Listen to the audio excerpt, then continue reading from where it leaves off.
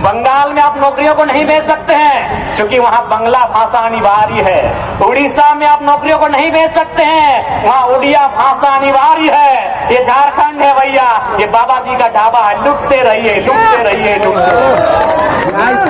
छूट दिया गया है। ये झारखंड बाबा जी का ढाबा है। इसीलिए सिलेबस, चूंकि जो लोग परीक्षा में बैठ भी जाएंगे वो सिलेबस के अकॉर्डिंग परीक्षा को क्रैक नहीं कर पाए। यूपी से हैं, बिहार से है, बंगाल से हैं, विषय को समझिए। हमारी लड़ाई किनसे है, किस विचारधारा से है, सिस्टमेटिक कहाँ हमारी लड़ाई है, समझिए। बाकी अगर आप बात करते हैं तो ईमानदारी से बोलिए, आप जिस जमीन पे रहते हैं, जहाँ घर बनाए हैं, वो जमीन हमारी। आपके बच्चे जिस स्कूल में पढ़ते हैं वह जमीन हमारी। आप जहाँ नौकरी करते हैं वह जमीन हमारी। आपका जहाँ दुकान है वह जमीन हमारी। कब आपसे हमारी लड़ाई है भाई? हमारी लड़ाई उस सिस्टम से है जो हमारे साथ गलत व्यवहार कर रहा है। विषय को समझिए। क्या आप लोग बताइए गलत है? नहीं बताइए। जो लोग हमसे मुंह फुला लेते हैं कि नहीं ये लड़का बारी बिक्री करता है, तो उनसे पूछिए कि आपका बाबूजी का जमीन कोई ले लेगा? गांव का गांव ले लेगा। आज एचईसी में कितना गांव गया होगा बताइए तो। क्या एचईसी हमने आपको रियल एस्टेट को बेचने के लिए नहीं दिया था, हमने हाईकोर्ट बनाने के लिए भी नहीं दिया था, साफ बात है। हमने सिर्फ दिया था आपको एचईसी का मतलब क्या होता है। यूट्यूब के माध्यम से आप जानते हैं, खान सर को जानते हैं, ओझा सर को जानते हैं, विकास दिव्य कीर्ति को जानते हैं। विकास दिव्य कीर्ति ने एक स्टेटमेंट दिया था कि झारखंड के सिलेबस को देखने के बाद ऐसा लगता है ये झारखंड सरकार का नहीं, भारत सरकार का सिलेबस है। ठीक है, हम लोग अभी बच्चे हैं, हम लोग नौसिखिए हैं, लेकिन ये स्टेटमेंट इस भारत देश के एक सम्मानित व्यक्ति का है, डॉक्टर विकास दिव्य कीर्ति, जिन्होंने 23 साल की उम्र में आईएएस की परीक्षा को क्रैक किया था कि झारखंड का सिलेबस लगता है यूपीएससी का सिलेबस हो। क्यों सवाल उठता है, क्यों? ना झारखंड ही है जो चारागाह है, जहां की सीटों को, जहां की नौकरियों को धड़ल्ले से बेचा जा सकता है। बंगाल में आप नौकरियों को नहीं भेज सकते हैं क्योंकि वहां बांग्ला भाषा अनिवार्य है। उड़ीसा में आप नौकरियों को नहीं भेज सकते हैं, वहां उड़िया भाषा अनिवार्य है। ये झारखंड है भैया, ये बाबा जी का ढाबा है, लुटते रहिए लुटते रहिए लुटते रहिए। छूट दिया गया है। ये झारखंड बाबा जी का ढाबा है। इसीलिए सिलेबस, चूंकि जो लोग परीक्षा में बैठ भी जाएंगे वो सिलेबस के अकॉर्डिंग परीक्षा को क्रैक नहीं कर पाए। क्यों? झारखंड के बच्चे तैयारी कैसे करते हैं? वो खेती बाड़ी भी करते हैं, माता पिता के कामों में हाथ भी बटाते हैं, परिवार का बोझ भी उठाते हैं और परीक्षा की तैयारी करते हैं। चलिए, बीएड करने वाली गांव की बेटी की जानकारी लीजिए आप, क्योंकि बीएड करने के बाद वो शिक्षक बनती है, शिक्षिका बनती है। बीएड करने वाली किसी बहन जो गांव से करती है उसकी जानकारी लीजिए।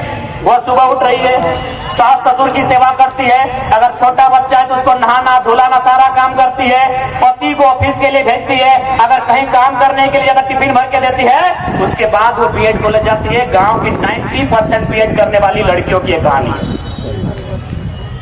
वो जिस हाल में तैयारी करती है उस हाल में पटना में जो बैठ के बहन तैयारी कर रही है मुकाबला नहीं होगा।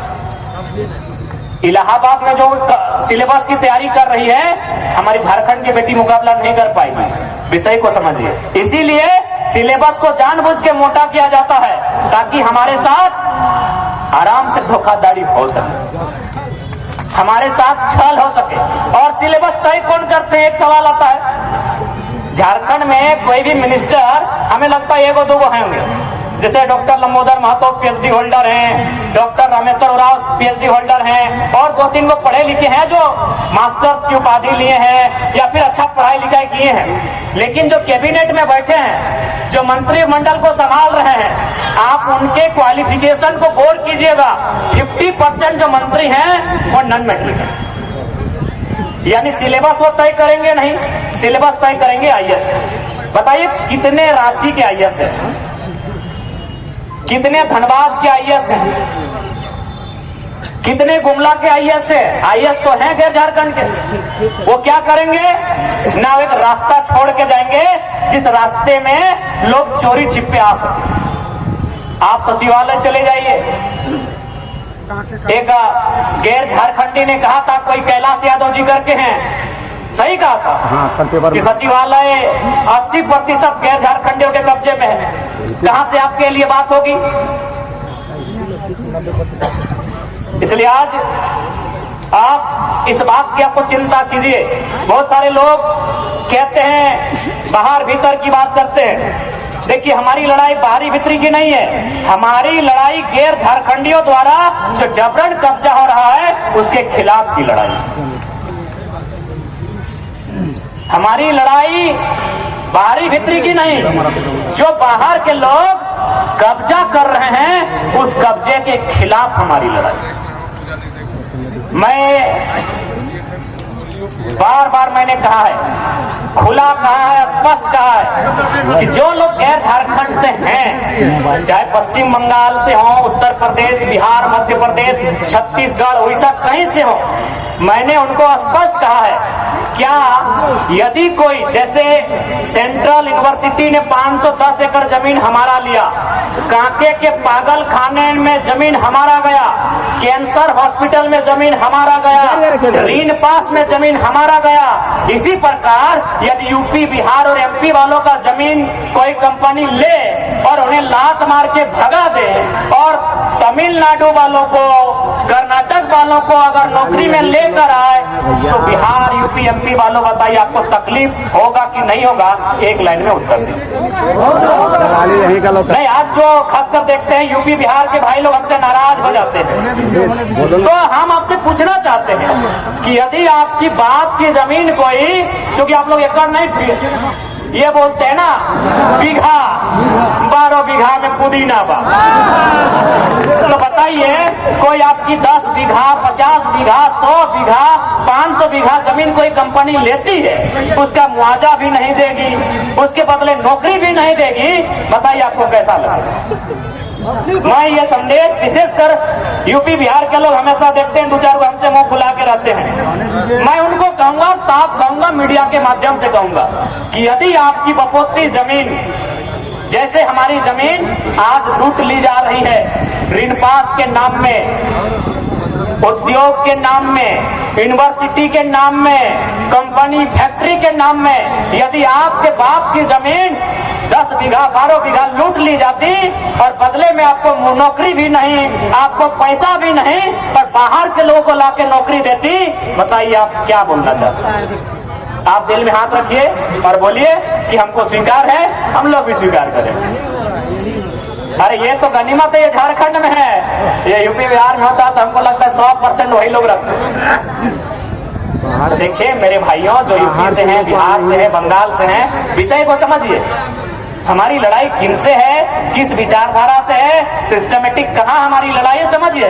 बाकी अगर आप बात करते हैं तो ईमानदारी से बोलिए, आप जिस जमीन पे रहते हैं, जहाँ घर बनाए हैं, वो जमीन हमारी, आपके बच्चे जिस स्कूल में पढ़ते हैं वह जमीन हमारी, आप जहाँ नौकरी करते हैं वह जमीन हमारी, आपका जहाँ दुकान है वह जमीन हमारी। कब आपसे हमारी लड़ाई है भाई? हमारी लड़ाई उस सिस्टम से है जो हमारे साथ गलत व्यवहार कर रहा है। विषय को समझिए। क्या आप लोग बताइए गलत है? नहीं बताइए। जो लोग हमसे मुंह फुला लेते हैं कि नहीं ये लड़का बारी बिक्री करता है, तो हमसे पूछिए कि आपका बाबूजी का जमीन कोई ले लेगा, गांव का गांव ले लेगा। आज एचईसी में कितना गांव गया होगा बताइए तो। क्या एचईसी हमने आपको रियल एस्टेट को बेचने के लिए नहीं दिया था, हमने हाईकोर्ट बनाने के लिए भी नहीं दिया था, साफ बात है। हमने सिर्फ दिया था आपको, एचईसी का मतलब क्या होता है? Happy engineering corporation.